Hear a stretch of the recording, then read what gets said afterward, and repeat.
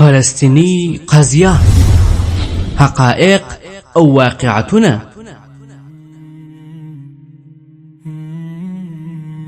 الحمد لله رب العالمين والعاقبة للمتقين والصلاة والسلام على أشرف الأنبياء والمرسلين سيدنا ومولانا محمد وعلى آله وأصحابه أجمعين.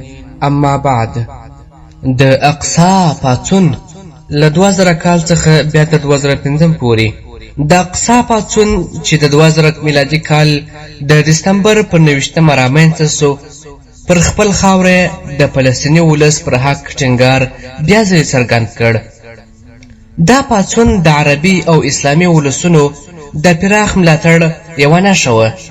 د قضیې اسلامي اړخ یې روښانه کړ.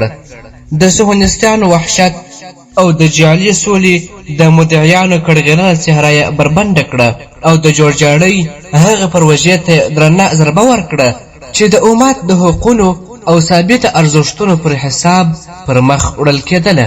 د فلسطین ولس په ډېرو سختو شرایطو کې ژوند وکړ او صهیونیستانو بیا د فلسطیني واکمنۍ ډېرې سیمې اشغال کړې، خو د ولس صبر او له ټول فلسطیني ډلو جوړ شجاعانه مقاومت د لومړي ځل لپاره د صهیونیستي دولت پر وړاندې د ویرې د توازن حالت رامنځته کړ، څو دغه دولت په هر ځای کې تر سختو ګزارونو لاندې راسي.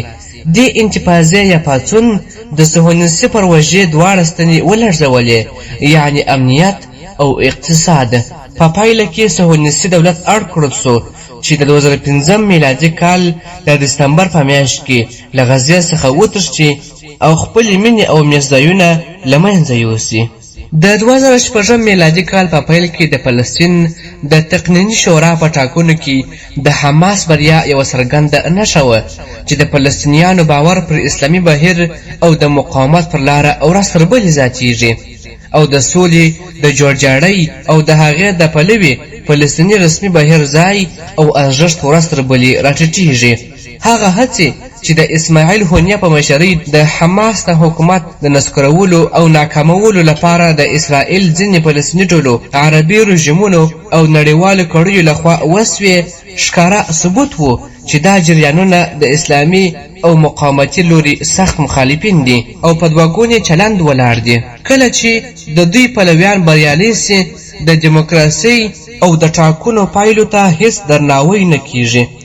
په لومړي لړ کې د 2009 میلادي کال د جون په میاشت کې د واک د پوځي تصفیې پېښه رامنځته سوه چې پایله یې دا سوه چې حماس پر غزه واکمن سو، خو د فلسطین واکمني مشرتابه او د فتح غورځنګ د لویدیځ غاړې کنټرول په لاس کې واخیست.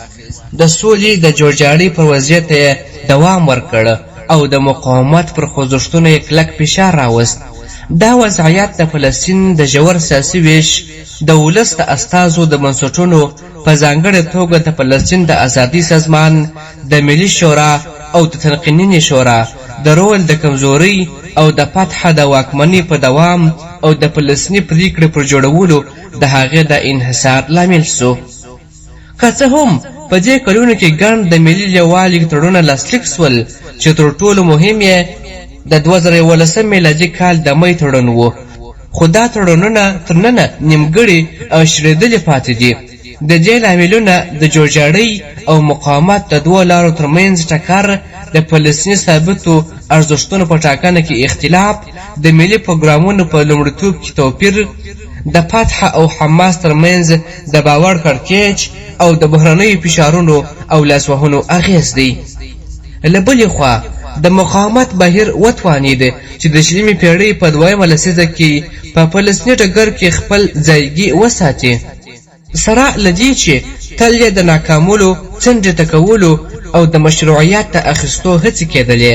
د غزې تړانګې د سختې محاصرې په وړاندې یې کلک مقاومت وکړ او په پرلهپسې 5 جګړو 2008 2009 2011 2014 2020 او 2023 کې د پام وړ مقاومت او ځانګړې کارګري وښوده.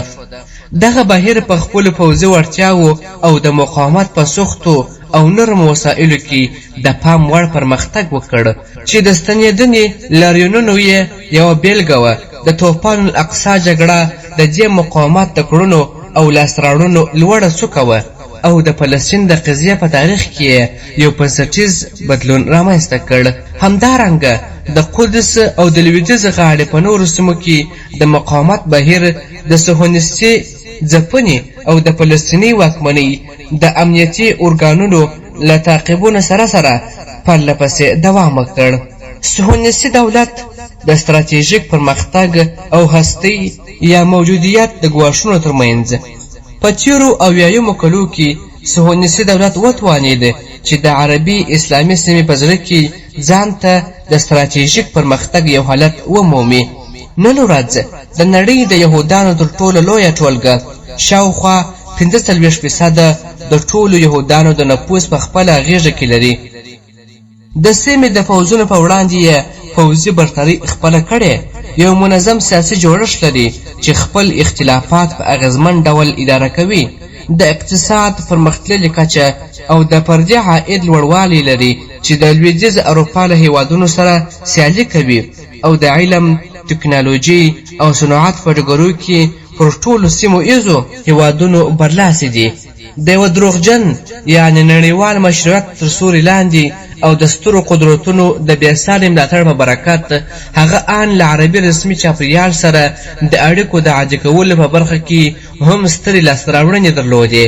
همدارنګه یې د سولې د پروسې د مدیریت په برخه کې بریا ترلاسه کړه په داسې ډول چې د فلسطیني ملي پروژه یې کمه کړه او کمزوره یې وساتله. خو له بله اړخه صهیونیستي پروژه له ستراتیژیکو ننګونو او د هستۍ یا موجودیت له ګواښونو سره مخ ده، کوم چې تل یې د اندېښنې او بېثباتۍ په کړۍ کې ساتي. فلسطیني اولس لا هم پر خپلې خاورې ټینګ ولاړ دی او شمېر یې په تاریخي فلسطین کې د یهودي اوسېدونکو له شمېر اوړي. له بلې خوا د فلسطین د مقاومت ځواک پیاوړی سوی. د غزې تړانګه د مقاومت په یوې کلا بدله سوې چې وسلو او عسکري ځواک یې پرمختګ کړی او توغندوی یې د تاریخي فلسطین ټوله خاوره پوښلې. له فلسطین بهر مو د صهیونیستي پروژې پر وړاندې د مقاومت ځواکونه زیات سوي دي. دریم، صهیونیستي دولت په سیمه کې د یوه عادي موجود په توګه د منل کېدو په هڅه کې پاتې راغلی، ځکه د عربي او اسلامي ولسونو په سترګو کې لا هم د یو سرطاني دښمن په څېر انځورېږي چې د دوی مقدسه خاوره اشغال کړې، که څه هم ځینې رسمي رژیمونه د یوې سطحي بڼې په توګه بله څهره وړاندې کوي. څلورم، د فلسطین دننه د صهیونیستي ټولنې داخلي کړکېچونه زیات سوي، د مذهبي او سیکولر بهیرونو ترمنځ ټکرونه، د ختیځو او لویدیځو یهودانو ترمنځ ستونزې او د اخلاقي انحطاط او فساد خپرېدل او داسې نور. پنځم، د سترو قدرتونو د مستقیمې لاسوهنې وړتیا په سیمه کې کمه سوې، په داسې حال کې چې سیمه یعنې که څه هم په سختۍ د یوه نوي راویښونکي بدلون لارې ته داخلیږي، هغه لاره چې امت ته د ابتکار واګې بیرته ورکوي او د صهیونیستي پروژې پر وړاندې د ستراتیژیک برابرۍ او برلاسي لور ته یې بیایي.